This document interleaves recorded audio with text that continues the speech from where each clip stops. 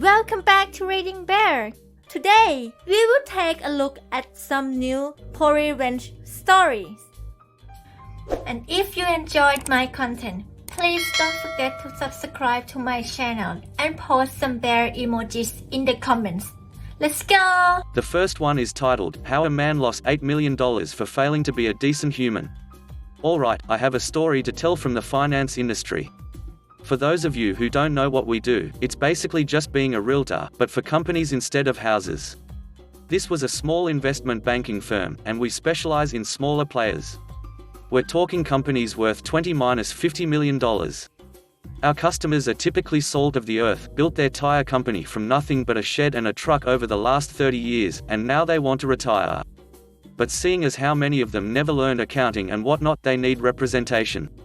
Now one company has two 50% owners, and they hate each other. Can't have a civil conversation. Now, having two 50-50 owners is always a recipe for conflict, but this level of hatred was something I hadn't seen before. It was pretty clear one of the two had done something pretty bad for it to devolve to this stage. So let's call one Tim and one Roger. My first impression of Roger is that he's a nice dude. Down to earth, chill, and generally interested in things. My first impression of Tim is that he's a raging imbecile. We were at a restaurant I, and many other people in my city, hold in very high regard, and all he did, for an hour and a half, was complain about the food. He talked down to and mocked the waiter who dared to ask him what he'd like to drink, and proceeded to order $1,000 of wine he knew we were paying. My boss, having none of that, made it clear Tim is paying for that bottle, which I suppose put him in a bad mood. I am somewhat obsessed with food. I spend an unwise amount of money on food. I can sing you all the instrumental parts in the opening to Heston Blumenthal's cooking show. We're here on my recommendation. I love this damn restaurant, and I am on first-name terms with that waiter. The man starts talking down to me about my tastes after I order, says kids these days have no palate, and that I shouldn't be eating XO, and also, apparently, donating to vaccine charities is a waste of money, and I am some sort of idiot for doing so. So to be short, I don't like the guy. But not liking the guy isn't really a reason to seek revenge. However, after talking to Roger, we find out why they hate each other. You see, Tim had been stealing money from his employees, and the company. It turns out, employees started getting random checks bounced, and the company's lines of credit kept drying up. Because Tim had been making some rather extravagant purchases on the company dime. He had adjusted employee payroll downwards and increased his own. He had used capital expenditures to build himself a house. Apparently, his continued justification is that none of what he did was illegal. Technically true, he had helped grow the company, I suppose, and that he deserved more, but not his business partner. Roger ended up comping employees out of his own pocket, and Tim refused to pay back a dime. So at this point, the deal talks are going nowhere. As in, Tim and Roger just cannot stand to communicate with each other at all. But my boss, he hatches an idea. Why don't we just buy one of them out? We know how much the company is worth in the wider market. We'll just see if either is willing to take some cash up front for their share of the equity. I make models all day. I know how much this company is worth. It's worth about $24 million. Tim's stake is therefore worth $12 million. Complex, I know. Guess whose stake I suggest we buy? Tim's, of course. How much do I suggest we offer? $4 million. Now, to be clear, this type of thing has a downside. But Tim's reputation in his industry isn't good. In fact, after some canvassing, it turns out that most people know this company through Roger, and don't like to deal with Tim. Turns out being a thieving butthole is something one simply cannot turn off. Boss says okay, he'll send an offer letter and NDA agreement, etc. Tim bites, for $6 million. We sold the company 6 weeks later for $28 million total. Duck you, Tim. The next one is titled, Firing the Store's Bad Co-Manager. Okay, technically this wasn't me and more my brother. Little bit of backstory, I graduated high school almost a year ago and of course was going to need a part-time job to cover my needs and whatever I'll need for college. My brother, who manages a pizza franchise store and supervises a couple stores owned by his boss, told me he can hook me up with a job, but at a corporate store of the same company. He knew the manager. But I wanted to work at a retail instead of a restaurant, so I turned his offer down. I tried applying to jobs for about 2 months, but no place hired me simply because I was 17 at the time. With college going to start in a couple of weeks, I was desperate and bit the bullet and asked my brother if he can still get me the job. Long story short, I got it. I liked working for the store that hired me. I would usually cut and roll the dough that they use for the pizzas. I loved cutting and rolling dough. When I would cut with other crew members, we would always tell each other crazy stories and crap, and we would always have a great time. After 2 months of cutting and rolling, I was just as fast as the people who taught me. We would always challenge each other, and sometime we would also get the manager involved with our duckery and he would join us. But the problem was it was a bit far away. It takes around a 15-minute drive to get to the store from my house.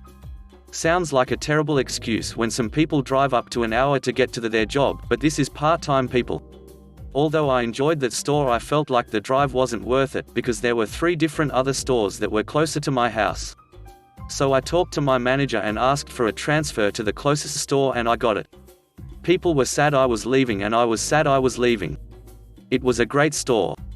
But on the bright side, I only had waste 5 minutes worth of gas instead of 15. This is the part that just made me angry. At first, the new store I was digging. The people seemed nicer. I was getting the usual same amount of hours as the last store. I came in 3 days a week and worked the 3 hours I was scheduled. Sometimes you would stay more if they needed you, and usually they did. But I started getting screwed about after a month being there. The schedule was being made by the co-managers. There are 2. One is one of the funniest mother duckers I've ever met. We cut and rolled dough once together and it was ducking hilarious. He used things that weren't meant to cut dough. He got a pizza ring that's used mainly as a template for saucing and cheesing pizza sheet outs and went to ducking town. He then got the blade from the dough mixer, then started using that crap as fast as he could.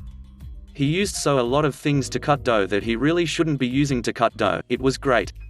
He even used a ducking lid of a bin. But the other co-manager? She's garbage. And she was out to get me. The good co needed time off for unknown reasons, and all the duties of the co-manager were left to the co-manager that hated my guts. When we would do dough, it was dead silent. I couldn't spark a small conversation no matter how hard I tried. The only time I ever talked to her was when I introduced myself. And as it turns out, she's the sister-in-law of the manager who hired me. She would only talk to one crew member, and the managers only. Assistants, co's, and actual manager. She is known to send people home early. Like really early. She has sent me home after only 2 hours of working. She would send me home right after I finished the dough, instead of teaching me or training me in something else. If she felt like I was going to take more than 2 hours to finish, she would send someone to help me so she can send my butt home right after my 2 hours. So I couldn't just take my time. She was the sole person left in charge of arranging the schedule. And apparently her first decision was to only give me 2 days for the entire week. I didn't mind because I was scheduled for 4 hours those days, meaning I was going to only lose 1 hour of work that week. But I remembered who she was. I knew I was only going to work for 4 hours the entire week. And I did. Luckily, I was only scheduled for 2 days that 1 week. Although every week after that I was getting 3 days a week, I was still only getting 6 hours work weekly, while in the other store I was getting up to 17. So I called my brother asking him what I should do concerning my co-manager problem. He just told me to talk to the manager. So I did, and she had a word with the co.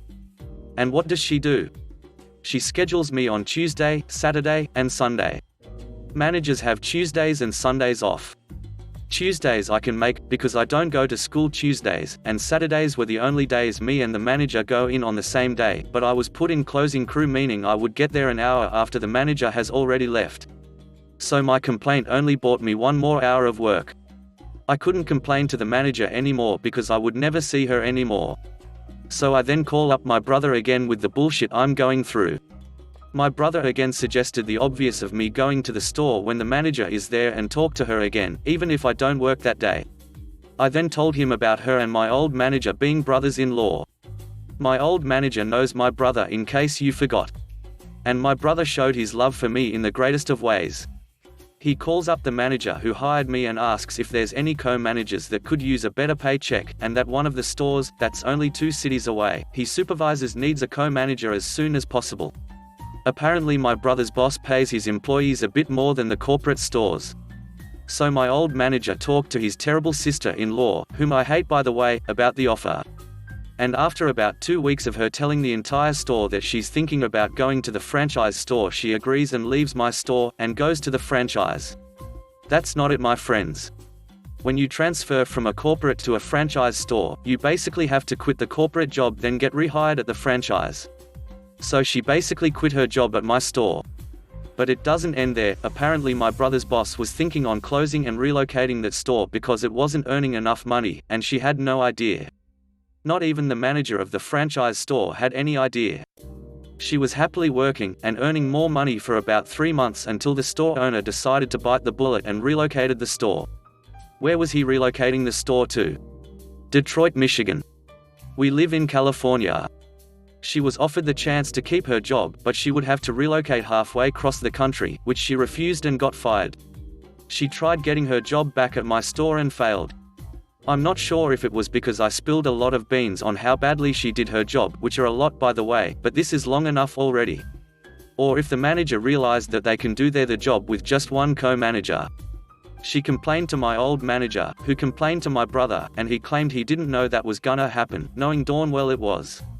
I'm not sure what happened to her after that. But I'd like to imagine her getting a crap job, or having to start all over again at the bottom. I didn't know that any of this was going down until I told my brother that she left the store for another one, then he told me. I love you, brother. The next one is titled, I will take you out to the parking lot and go Vietnam on your butt. I work for a chain of optical stores. It's pretty dull, usually. This happened one evening and, while it didn't happen to me, I did hear all of it. I was sitting at a desk near the front, trying to figure out an older lady's problem with her insurance. I heard near the middle of the store raised voices and I saw my store manager, SM, speaking to an older man, say late 60s early 70s. Man will be henceforth known as Crazy Man, CM. CM, what do you mean you can't put lenses in this frame of mine? SM, sir, this frame is non-RX able. Meaning the lenses don't come out so we can't put new ones in. CM, this is ridiculous, I want to speak to the lab. At that point, our lab manager, LM, was already coming out of the lab due to the noise. He took a look at the frame and repeated what the SM has already said. CM did not like this. CM, my doctor said you would, so you need to do it. LM, I can't do it. Sorry. Have a nice day. Goodbye. LM started to head back to the lab, where CM followed. SM told him he could not go into the lab. CM pushed my 60-year-old SM out of way. He told her to shut up and, well, my LM was understandably very angry at that point. LM, you need to leave or we will be calling the cops. CM, oh, so you're one of those that call the cops. Come out here so I can kick your butt. Now, my LM is not a small man. He used to bounce at clubs for God's sake, is much taller than the man, and has at least 100 pounds over the CM. LM, you want to fight me in the store? Get out. We're calling the cops. CM, I will take you out to the parking lot and go Vietnam on your butt. LM, I'm not going to fight you. Get out of the store now. CM finally left, spewing curses and threats out the door with his wife following him. My SM later told us that she told him his insurance would pay for a new frame. She sent emails out to her boss, who told us if he came back to call the cops. Fun times. The next one is titled, When the System Works in Your Favor. Story is super long but it's a good one, I swear. So a few years ago, I worked as a valet for one of the biggest hotel chains in the world. It was the best job I ever had in regards to the pay. I took home thousands of dollars a month. It may not sound like a lot, but I was 20, so it was a big deal for me. I had started in the summer. Come winter of the same year, it's 2 days before Christmas, and relatively slow. There's me and one other person working the front drive. I tell him I wanna go home early, so he goes for his break. Out of nowhere, a truck comes speeding around the corner and pulls into the driveway and stops in a way that would impede traffic. I take a gander, but decide not approach, as they don't appear to need any help, and they didn't bother rolling down the windows or exiting the car. A few minutes go by and a car pulls up behind the truck. I approach the car, offer the driver assistance and provide directions to the garage. However, the truck still has not moved, so I approach to ask them to pull to the side. When I approach, the driver does not roll down the window, so I tap on it. The windows are tinted incredibly darkly. I'm greeted by a mumbled voice, so I ask if they can roll the window down so I can hear better. Down comes the window and I'm greeted by this troll doll of a woman. What the hell do you want? Don't touch my ducking car. Shocked, I politely ask her to pull forward. She rolls the window back up and stays in place. I tap on the window again, but now she's getting out of the car. She puts her chest to mine, or to my abdomen at least. I'm almost a foot taller than her, and proceeds to try to push me back. All while screaming profanities in my face and making threats. I'm remaining calm, not letting her get to me, all while asking her to get away from me and to leave me alone. She continues trying to back me down, constantly being in contact with my person. After a few moments, I extend my arms to create space between us, and she attacks. Now I know how this might sound to those of you that are skeptical. I assure you it was the gentlest extension of my arms I could muster. I made sure I didn't shove her or push her down in any way. She returned swinging at my face, scratching and punching me. She had knocked my glasses from my face, through stomach punched, and at one point even grabbed my penis like she wanted to take it with her. Now I'm upset. Still doing my best to keep my cool, I defend myself and put her in a front-facing headlock and restrain her until help arrives. In the mix of the whole incident, her daughter attacked me from the back as well with punches and an attempted headlock, but I proved to be too resilient. Told my job I was going home for the day, went to press charges and to seek medical attention. Returned to work the next day to be suspended pending an investigation, all while being assured by my manager, "Yeah man, don't even worry about it, it's just corporate's dumb rules." Mind you, the entire incident was filmed by the hotel's security cameras, so I had no reason to lie or feel like my job was in any danger. Subsequently got fired for said incident, and had assault charges brought against me from my assailants. We go to court, these birches don't even have lawyers, sitting in the courtroom laughing and making snide remarks. My defense lawyer had subpoenaed the tapes and brought them in as evidence, which had the charges against me immediately dropped. But that's not all. Now the DA had picked up assault charges against the two of them. They are offered a PBJ, probation before judgment, and turn it down in favor of a jury trial, all the while still coming to court laughing and giggling, being represented by a public defender. Case goes to trial, jurors are shown the video which completely backs my story and destroys theirs. This witch is still lying, insinuating I just walked up to her and assaulted her and her daughter. Come to find out this is her fourth time being tried for assault and she has never been to jail. She gets convicted of second-degree assault, and I'm invited to give a testimony at her sentencing trial. I have no criminal record, had a full-time job, am a full-time student, and had a beautiful baby girl less than a week after being suspended and fired from my job. Which got 2 years, and they cuffed her in court. When the realization that crap just got real for her hit, she begins to cry and sob and look around as if looking for help. It was at this time me and her had locked eyes across the courtroom. I proceeded to stare this witch in the face and do a full-fledged victory dance in my seat as they carried her away. The last one is titled, 2 million duck use. Recently worked on a project that went wrong. All my crew did their jobs, but the people who got me to engage them all did so without having raised the essential finance, and lied about it. Hundreds of thousands of dollars owed to suppliers and crew by the time they admitted it. Horrid mess, lots of court threats, lots of people ducked over, the legality of improper trading certainly questionable, etc. etc. And my good name and reputation wrecked. As it became clearer that I wasn't going to be paid, I figured it was worth inflicting damage. The same company had enough cash to invest in other projects whilst refusing to pay their debts on this one, and someone needed to suffer. Quick shout to the tax office for starters, pointing out that some of the reported figures simply could not be correct, and that they may choose to investigate. That's just good manners. The real meat was catching an investor in time. This investor was good for about $1.50 mil, $2 mil. They were very excited to have reeled him in to cash flow their other projects.